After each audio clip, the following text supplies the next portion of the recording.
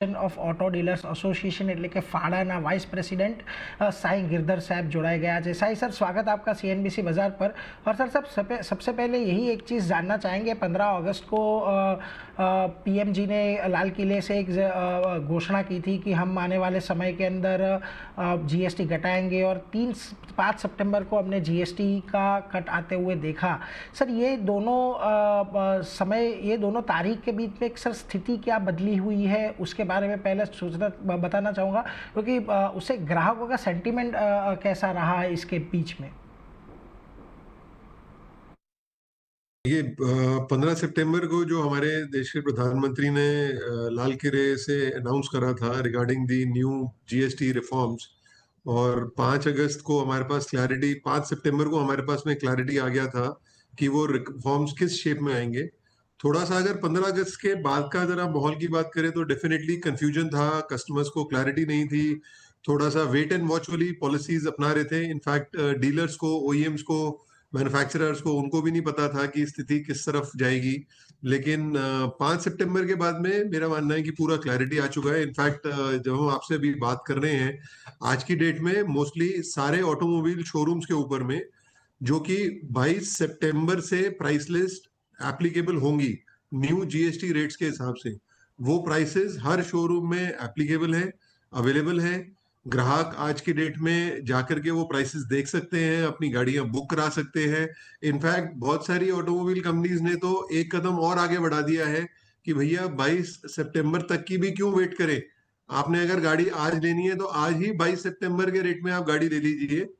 उसका भी एक कारण है, क्योंकि अगर आप देखेंगे तो करीब करीब, अगर छोटी गाड़ियों में देखेंगे तो करीब 11% का जीएसटी में कटौती हुआ है, और अगर बड़ी गाड़ियों के अंदर देखेंगे तो करीब 5% से और 10% की कटौती हुई है।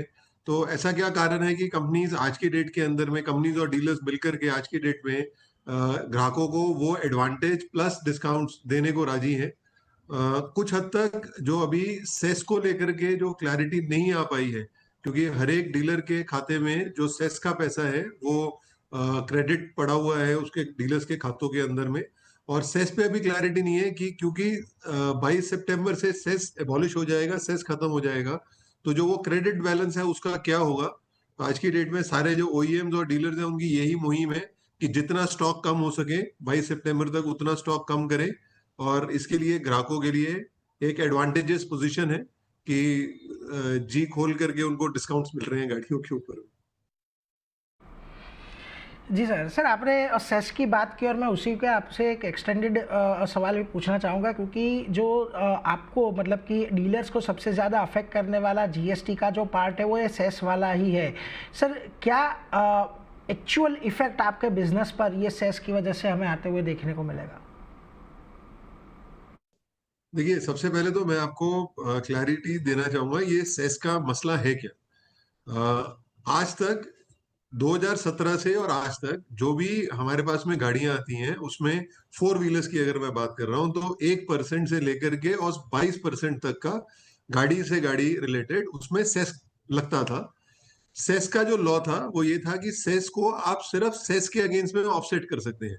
जैसे जीएसटी के अंदर में अलग अलग अपना उसके शाखाएं थी, एसजीएसटी, सीजीएसटी, आईजीएसटी, तो उसको आप ऑफसेट कर सकते थे। लेकिन सेस एक ऐसी चीज थी जिसको आप सेस के अगेंस्ट ही ऑफसेट कर सकते थे।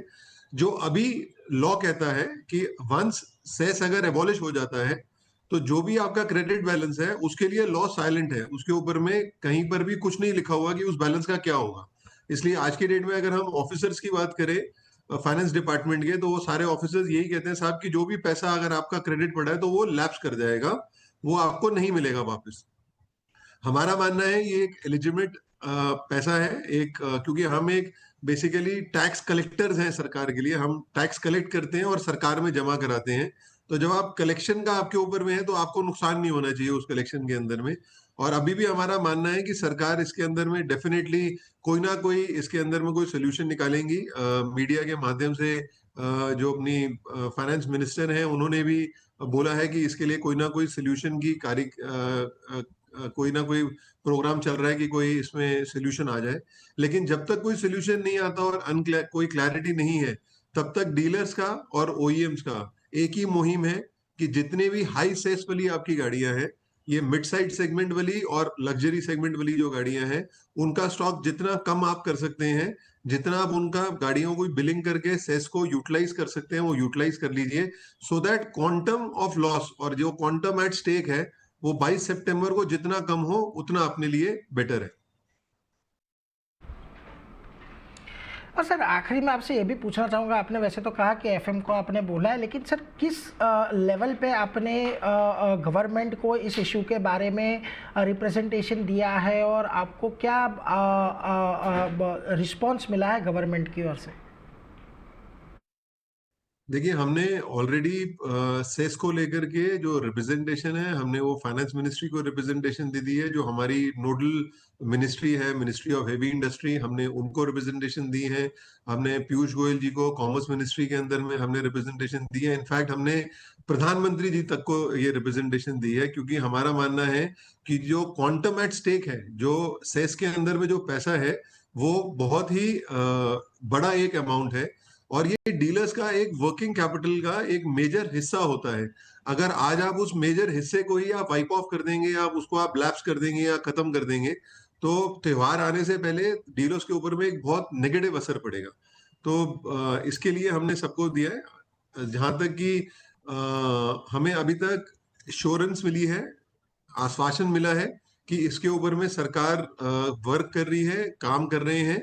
अभी तक अगर रिटर्न में अगर बात करें तो अभी तक कोई रिटर्न में हमारे को कोई भी जवाब नहीं मिला है, लेकिन हमारा अभी भी मानना है, हमारा दृढ़ विश्वास है कि हमारी जो सरकार है ये समझती है चीजों को, और व्यापार के बारे में भी समझती है। तो इसके ऊपर डेफिनेटली कोई ना कोई एक कॉन्क्रीट एक इसके अंदर में सोल्यूशन आएगा। जहां तक हमारा मानना है, हमने तो सरकार को यही रिक्वेस्ट करी है सोल्यूशन को लेकर के, कि या तो जो भी बैलेंस है हमारा 22 सितंबर को, वो या तो वो हमें रिफंड मिल जाए, उससे बेटर तो कोई चीज हो नहीं सकती है। अगर रिफंड नहीं मिल सकता तो जो भी पैसा है उसको हम आगे जाकर के आईजीएसटी में या सीजीएसटी में उसको कंज्यूम कर सके उस पैसे को। जी सर, सर बहुत शुक्रिया हमारे साथ जुड़ने के लिए, और हम आशा रखते हैं कि सरकार आपका जो रिप्रेजेंटेशन है उसके ऊपर गौर करे और आपकी जो समस्या है उसे जल्दी से सुलझाए। तो ખાસ કરીને જો આપણે જીએસટી ચેન્જ બાદ આ ડીલર્સ માટે થોડીક એક સમસ્યા સેસને લઈને આપણને આવતી જોવા મળી છે, પરંતુ એ સાથે જ અત્યારે